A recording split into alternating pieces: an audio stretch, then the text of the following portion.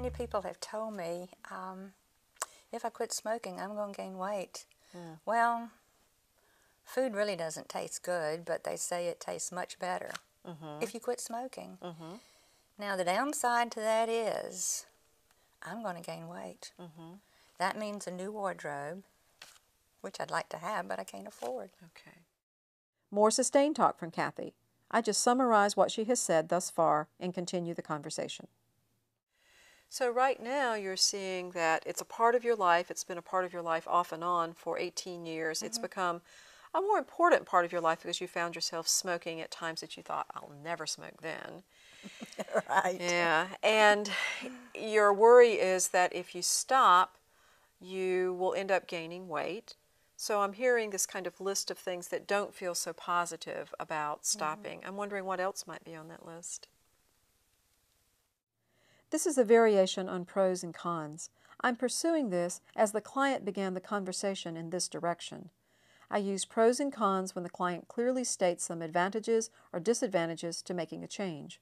I want to hear all of that and then the possible advantages of changing. Withdrawal. They say it's awful. Being cranky. And if I do go through this, I just hope my friends understand and will support me in what I'm trying to do. Okay, yeah, so added to the other list is the having to go through the withdrawal, the unpleasantness of that. Okay, what else might be on the not so good side about smoking, about stopping? I think everything's on the bad side about smoking, but I've just smoked so long. I just can't imagine not going through life without smoking. I know I've got to stop.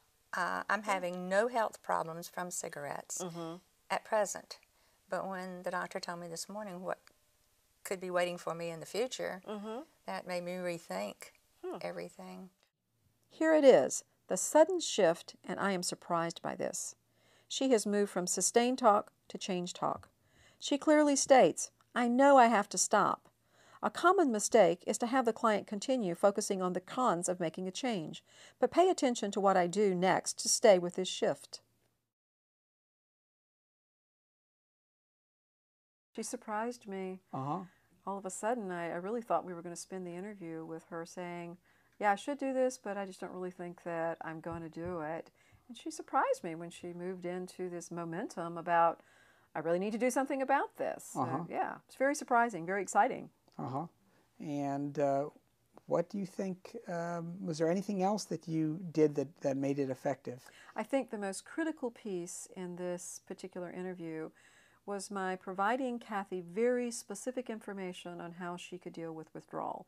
That was her greatest fear. When she said she was really anxious about this, I asked her what that anxiety was about, and she said withdrawal.